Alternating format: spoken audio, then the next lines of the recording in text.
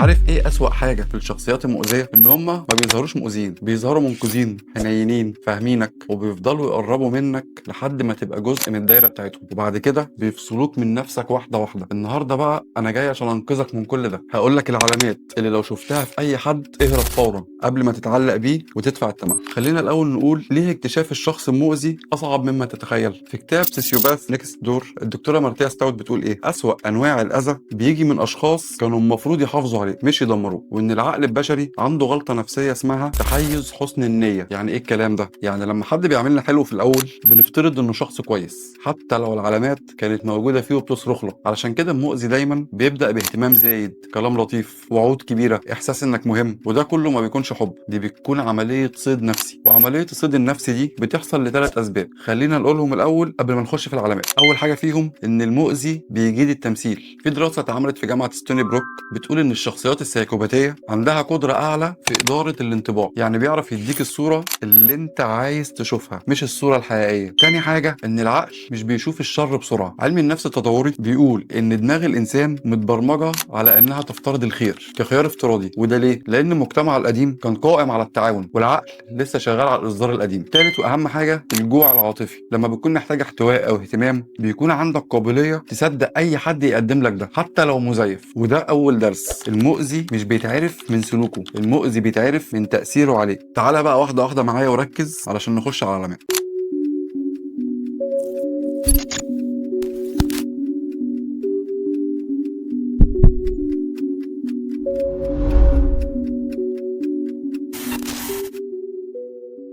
اول علامه الشخص اللي بيقلبك على نفسك، ده اللي بيسموه في علم النفس لف الهويه. الشخص ده دايما بيكون الكلام بتاعه فوقيك مش جنبك، بمعنى تلاقيه بيقول لك انا اكتر واحد فاهمك، انت دايما بتفهم غلط، انت ما بتعرفش تتعامل مع الناس. في الاول بتحس انه قريب منك، بعد شويه بتبتدي تفقد الاحساس بقيمتك. زي مثلا كان واحد بيقول لحبيبته انت ولا بتعرفي تتعاملي مع الناس ولا بتعرفي تتعاملي في الخروجات، وكان دايما بيعدل عليها. بعد 3 شهور بالظبط بقت قبل ما بتنزل من بيتها بتساله البس ايه، اكلم مين، اتصرف ازاي. اللي حصل هنا كارثه، هي بس ما غيرتش هدومها، دي غيرت تقييمها لنفسها. واللي بيحصل هنا حاجه اسمها ازاحه مركز التقييم، يعني بدل ما تقييمك لنفسك يطلع منك انت يبقى لازم يطلع منه هو، وده بيكون اول مسمار في تابوت الثقه. ده شخص بيعيد تشكيل دماغك علشان يخليك اسهل في السيطره، مش بيأذيك بايده، بيأذيك بعقلك. تاني علامه اللي بيسحب الطاقه بتاعتك من غير ما يعمل حاجه واضحه. في علوم الطاقه النفسيه بيسموه مستنزف الطاقه. الشخص ده مش لازم يزعق ولا يحرجك ولا بيضغط عليك، بس كفايه انه بيخليك دايما تصالحه، تساعده، تطبطب عليه، تشيل همه، وتفضل تدي وهو ولا مره يفكر يرد. الفرق بين الدعم الطبيعي والدعم المؤذي واضح جدا هنا. الدعم الطبيعي بيكون بدون استنزاف،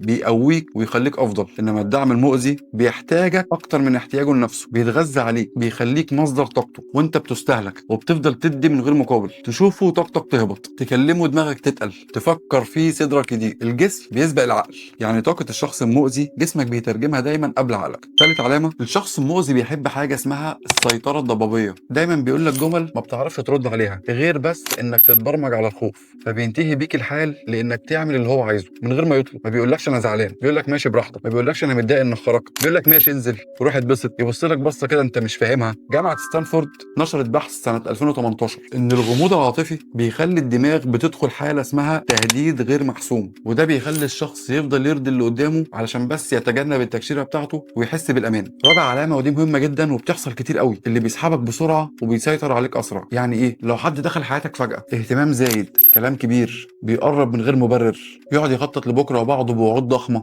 اعرف انك مش واضح قدامه، انت بالنسبه له مشروع. وده في علم النفس بيسموه لاف بومبينج. اي علاقه بتكبر اسرع من الطبيعي بتنهار اسرع من الطبيعي. خامس علامه وده كنا عملنا عليه حلقه لوحده، نصيحه مني اتفرج على الحلقه دي، الشخص اللي بيوهمك انك السبب في كل حاجه، الجاز لايتر، بيخليك تشك في نفسك، تشك في عقلك، تشك في احساسك، وتوصل لمرحله انك بتستأذنه في المشاعر اللي المفروض تكون بتاعتك. ده النوع اللي لو فضلت معاه بيكسر ثقتك في نفسك لدرجه انك تنسى انت كنت مين اصلا. طيب معرفه الاسباب لوحدها مش كفايه، لازم نعرف ايه اللي بيخلينا نقع في الناس دي. اول حاجه لان احنا جوانا حاجه ناقصه، والشخص المؤذي دايما بيتغذى على النقص اللي جواك، مش نقط ضعفك. ناقصك يعني ناقصك حب، ناقصك تقدير، اهتمام، امان. وعلشان كده دايما في البدايه بتحس ان هم بيعوضوا الحته دي، لكن الحقيقه هم بيكونوا جايين عشان يستغلوا النقص ده مش يعالجوه. وده مثبت في كتاب اتاتشد ان الاشخاص اللي بيكون عندهم جروح تعلق بيصدقوا اهتمام المؤذي بسرعه. تاني سبب بيوقعك فيهم ان ذبذبتك وقت الاحتياج بتكون منخفضه لما بتكون في حاله نقص. ذبذبتك دي اللي هي حالتك الذهنيه والطاقيه لما بتكون منخفضه بتبقى عامله زي ما تكون تردد مفتوح،